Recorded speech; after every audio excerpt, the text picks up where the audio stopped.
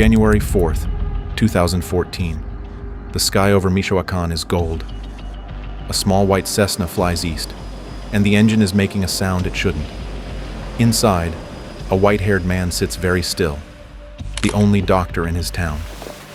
The commander of an army of 15,000. The pilot loses control. The plane hits the ground in La Huacana. The co-pilot is dead. The doctor is alive with 7 broken ribs, a punctured lung, 2 cracked vertebrae, and 48 surgical screws holding his face together. He was warned. The cartel had offered him $1 million to walk away. He refused. A year earlier, he had stood in a livestock union hall in a town called Templar Cartel and asked his neighbors a single question. The cartel he was fighting modeled itself on the medieval Knights Templar hooded ceremonies, a 22-page codebook, drug-tested initiates. In his town alone, they had impregnated more than 200 girls under 15. The Mexican government had been losing to them for 8 years and $10 billion. He said to his soldiers, "How do we want to die?" 15,000 people follow him without doubt. How did one doctor defeat Mexico's deadliest cartel? And why did Mexico imprison him for it? 2010, Michoacán, a state in western Mexico the size of Greece, lime orchards, cattle ranches, avocado groves that supply half the fruit on shelves in American supermarkets. A new cartel takes over the state. They hang men from highway overpasses and run the avocado export business. By 2012, they are the largest economic force in the state of Michoacán. They call themselves the Knights Templar. They model themselves on the medieval order of the same name. They wear hoods at ceremonies. They burn crosses. They swear oaths in blood. They are not new men. They are what is left of an older cartel called La Familia Michoacana. La Familia's spiritual founder, a man named Nazario Moreno, who calls himself the craziest one, faked his own death in a 2010 firefight with federal police. The government announced his killing on national television. They never produced a body. By 2011, the Knights Templar emerged. Nazario Moreno is its prophet. He writes the codebook. He preaches in the hills. The peasants in the lower towns begin building shrines to him as a folk saint, complete with statues, candles, and printed prayer cards distributed at the door. Their handbook is 22 pages long. Protect the poor, respect women and children, never kill for money. New members are drug tested. Violations of the code are punished with death. That is the language. Behavior is something else. The Knights Templar hang men from highway overpasses with cardboard signs across their chests. They behead farmers who refuse to pay. They leave bodies in plastic chairs at the entrances of towns. They paint narco-mantras, handwritten threats on bed sheets, and string them across the roads at dawn. They run methamphetamine labs in the hills above Apatzingan. They control the synthetic drug traffic on the Pacific coast. They tax every truck that moves out of the port of Lázaro Cárdenas. They run the avocado export business. They run the lime export business. By 2012, they are the largest economic force in the state of Michoacán, larger than the government that nominally governs it. The Knights Templar controls 85% of all legal businesses in the state. They tax lime growers. They tax cattle ranchers. They tax tortilla shops, gas stations, pharmacies, hardware stores, funeral parlors. The municipal police are on their payroll. The state police are on their payroll. The mayors are on their payroll. The Mexican government has been at war with the cartels since 2006, 8 years, $10 billion, 200,000 dead nationally. In Michoacán, nothing has changed except the cartel's name. In the hot lowlands of the state, in a small farming town in the Tierra Caliente, the lime growers are told to pay or their orchards burn. The cattle ranchers are told to pay or their families disappear. The shopkeepers are told to pay. There is a number that breaks the people of Tepalcatepec. The Knights Templar have, in their town alone, impregnated more than 200 girls under the age of 15. The doctor hears the number. He is 54. He has white hair and a mustache from his neighbors compared to a movie actor's. He attended the Heroico Colegio Militar Mexico's West Point as a young man. He spent a decade in Modesto, California, translating migrant families through the Red Cross. He ran for the Mexican Senate in 2006. He speaks 4 languages. He writes a political column for a regional newspaper. He sees patients in a small clinic on the edge of town. His name is José Mireles. His father had been a country doctor too. He had died young. Mireles had left for medical school in Mexico City and crossed the border in his 30s. He had come home to bury his mother and stay. His clinic was in a converted house on a side street. He saw 40 patients a day. Most of them paid in lime crates, cheese, or chickens. The cartel has already kidnapped him once. His family paid for the ransom. Several of his cousins have been murdered. He has 3 choices: leave, comply, or act. He has already chosen. February 24th, 2013, the Livestock Union Hall in Tepalcatepec. The meeting has been called for 10 in the morning. The men arrive in pickup trucks. They park in the dust outside the hall and walk in slowly, hats in their hands. There is no microphone. There is no podium. 80 men come to listen in the morning. Word moves through the town. By the afternoon, the hall holds 2,000. Men in cowboy hats, men in work boots, men who have buried sons, men who have buried daughters. Mireles stands on a wooden box at the front. He holds up a photograph of 3 of their neighbors who have been beheaded. He lets the image rest in the air. He looks at the men. He asks them one question: how do we want to die? A man nods, then another, then the whole room. By sundown the next day, the men of Tepalcatepec are wearing white t-shirts to identify their own. They have built sandbag checkpoints at the entrances to the town. They captured the first Knights Templar members on their streets, disarmed them, and tied them. By dawn, the men who had owned the town the day before are gone. Within weeks, the white t-shirts are spreading. La Ruana, Buenavista, Cualcomán, Aguililla, Chiniquila, Aquila, Tancítaro. Town by town, the cartel is losing the ground that had held for years. The cartel that owns the state retreats, town by town. The farmers in their white t-shirts move from municipality to municipality. They are not soldiers. They are lime cutters and cattlemen and shopkeepers and mechanics. They take the towns anyway. By the start of 2014, the doctor's army has liberated a third of Michoacán. They have done in 12 months what the federal government had failed to do in 8 years. How does a government respond when a country doctor wins the war it lost for 8 years? And what does it mean when the first column it sends into Michoacán has ordered to disarm the doctor, not the cartel? A government's worst public failure is a citizen who succeeds where it could not. By the spring of 2014, the autodefenses, the self-defense militias Mireles has founded, are present in 42 of Michoacán's 113 municipalities, more than 15,000 armed men and women. They are funded in part by the state's mining industry, which had been a primary cartel extortion target for years.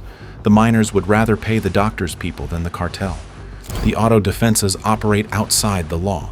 They also operate inside Article 10 of the Mexican Constitution, which permits citizens to bear arms for self-defense. Mireles, who has been writing political columns for 15 years, invokes the article in every press conference. He becomes a national figure in Mexico and an international figure in the foreign press. The BBC arrives in Tepalcatepec. The New York Times has arrived.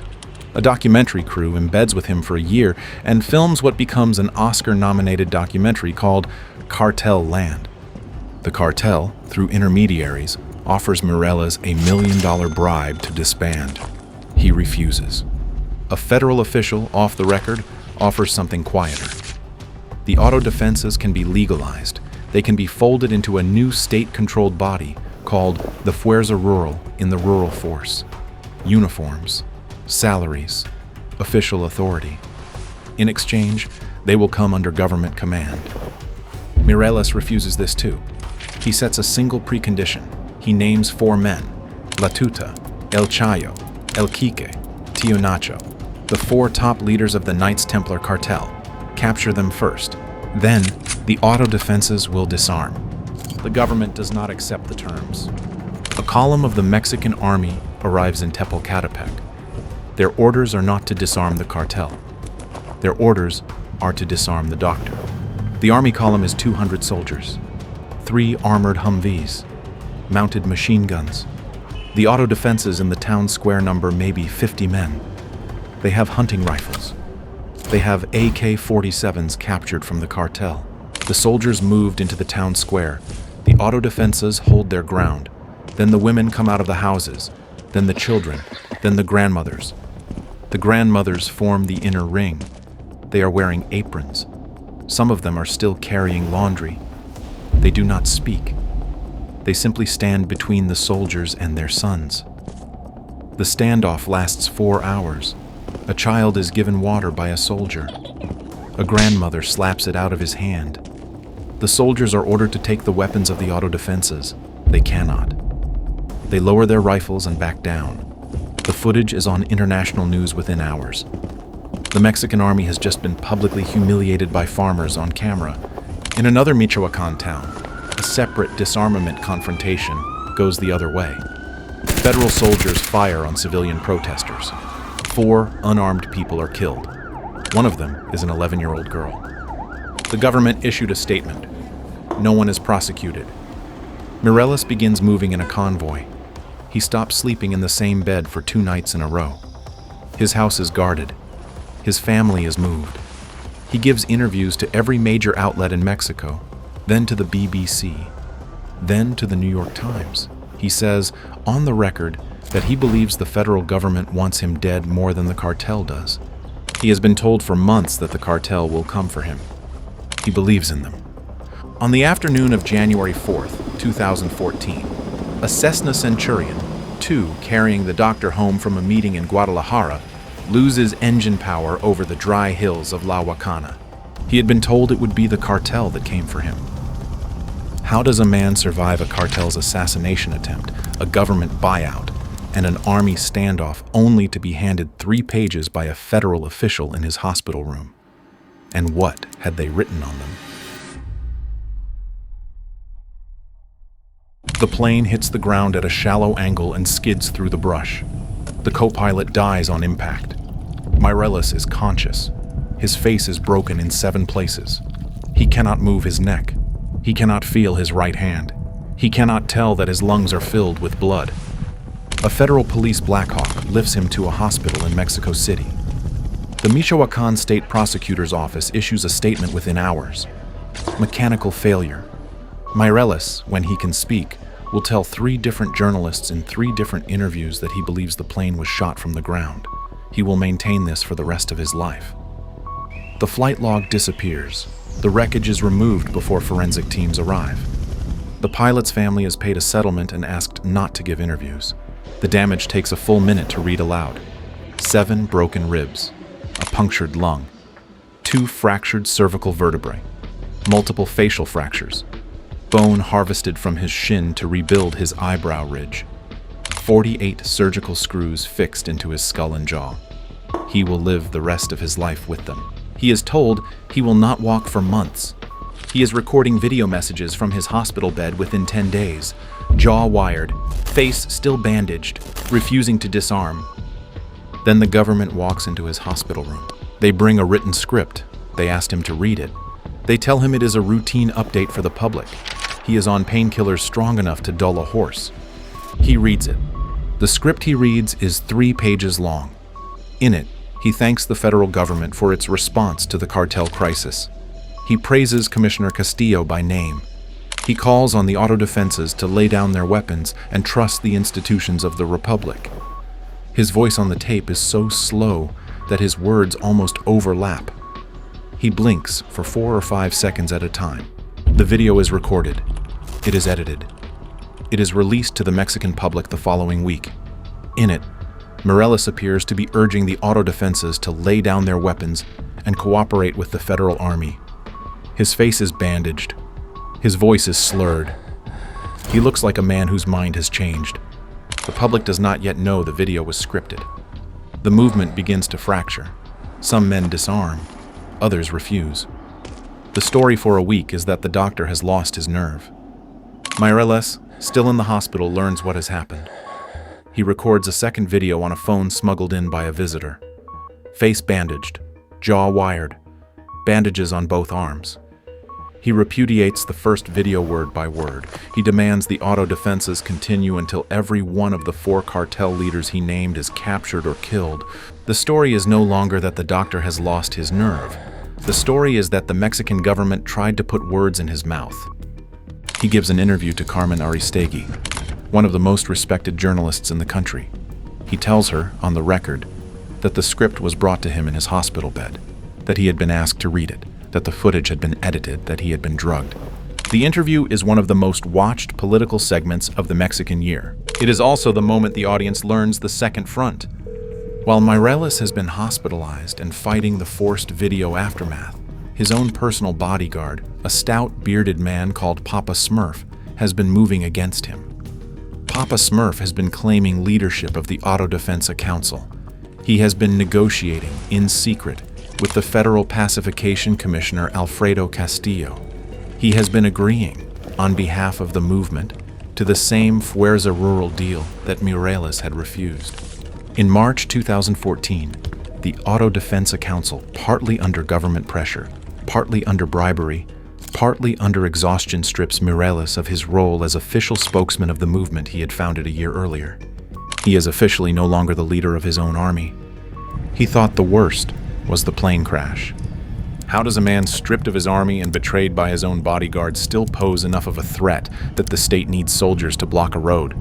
And what happens to a family when 40 armed trucks are stopped a mile away while the cartel finishes its work? June 15, 2014. Estanzuela Ranch. The rancher de Molina, one of Mireles' fellow Auto Defensa commanders, is under attack at his property. The Knights Templar are at his gates. They are killing his family. Mireles gets the call. Within 5 minutes, 40 trucks of armed auto defenses have assembled at the edge of Tepalcatepec. A Mexican army colonel stands in the road. His orders are clear. Civilians may not leave the town with weapons. The army is in the state, the colonel reminds the doctor, to prevent the auto defenses from fighting the cartel. The colonel will not allow the convoy to pass. The colonel will not go by himself. Mireles is filmed screaming at him.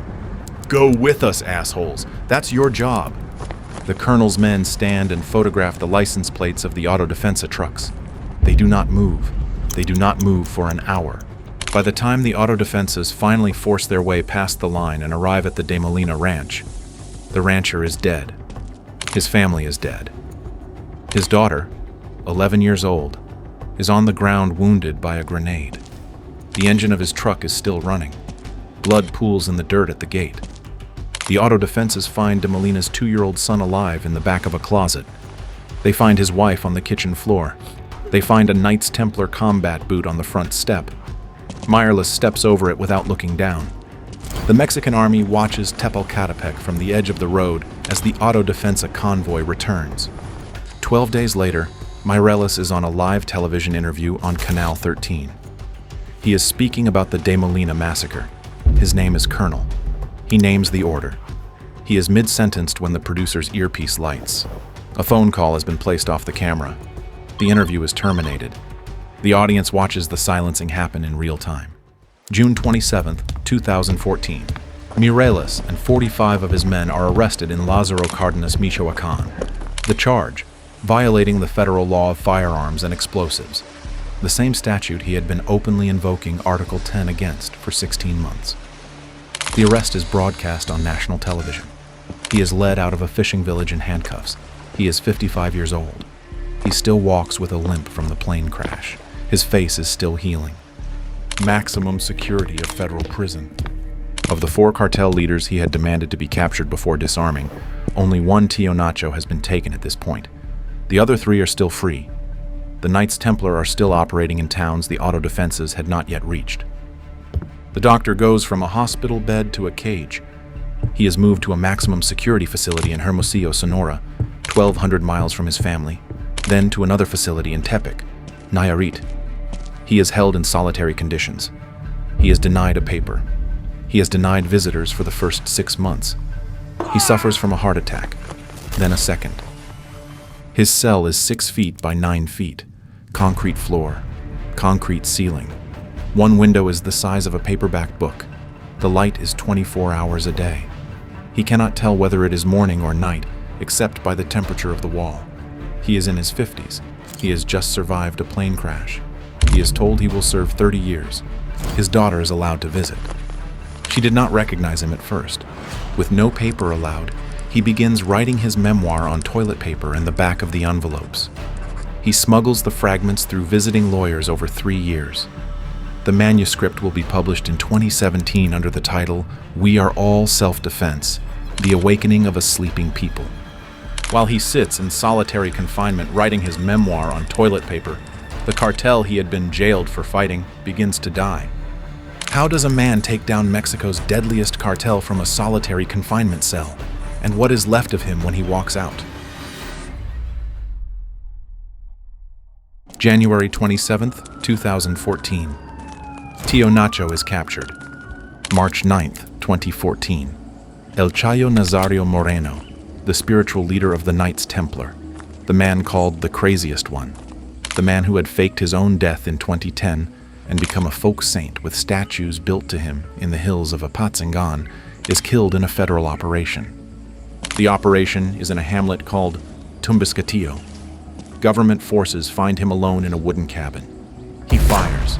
They fire back. This time, they brought his body to the city of Apatzingán. They photograph it from 3 angles. They release the photographs to every newspaper in Mexico. The folk saint is finally, demonstrably dead. March 31st, 2014, El Quique Enrique Plancarte is killed in Querétaro. February 27th, 2015.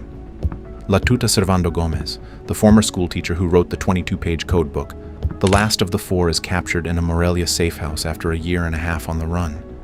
He is filmed in handcuffs. He looks small. He had been the public face of the cartel for years, giving video interviews from secret locations, parading as a kind of populist patron of Michoacán. The man arrested in the safe house is gaunt. He is wearing a tracksuit. He looks like an accountant. By the time La Tuta is in federal custody, every cartel leader Mireles had named as a precondition for the Autodefensa's disarmament is dead or imprisoned. He has been correct from the beginning. The Mexican government, having spent 8 years and $10 billion failing to dismantle the Knights Templar, has now done it, but only after a country doctor's militia forced the issue. By 2017, the Knights Templar Cartel, the cult cartel with hooded ceremonies and a 22-page code book, the cartel that had impregnated more than 200 girls in a single town, the cartel that had owned the state of Michoacán for 6 years, is functionally dead. The remnants of its structure splinter into smaller groups and are absorbed or destroyed by 2018. The doctor took them down. He was in a federal prison every month of it. May 11th, 2017. A federal judge grants Mireles parole on a bond of 30,000 pesos. He cannot leave the state of Michoacán. He cannot leave the country. He is 58 years old. He has spent 3 years in maximum security.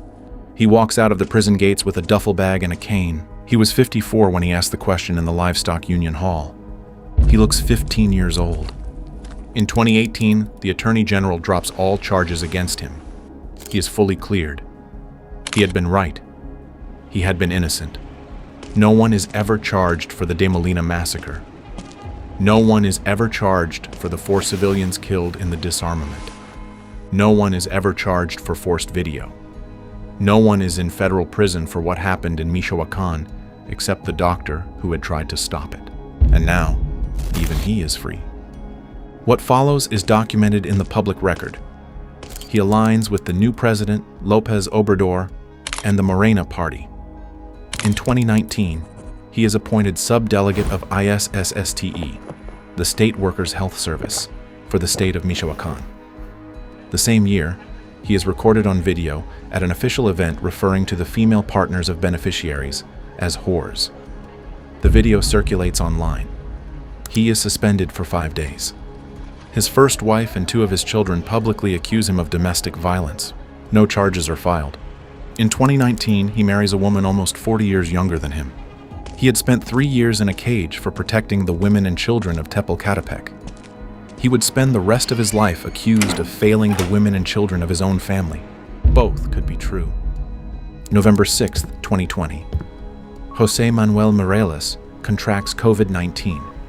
He is hospitalized at the ESSSTE hospital in Morelia, at the same agency that had suspended him a year earlier, the same agency in which he had spent his career as a doctor. His diabetes, his cardiovascular condition, the damage left in his body by 3 years in maximum security, all of it converges. He is placed on a ventilator within the first week. He does not come off. He dies on November 25th, 2020. He is 62 years old. His ex-wife confirms that he reconciled with his children in the days before his death. The Knights Templar are dead. The doctor is dead. He took them down. They took him down. He saved a town. He could not save himself. He had asked his neighbors how they wanted to die. He had never thought of asking himself. Both were true. If you want to understand what happens when a small group of men decide not to wait for institutions that will never come and walk into a North Korean embassy in broad daylight to prove it, that story is here.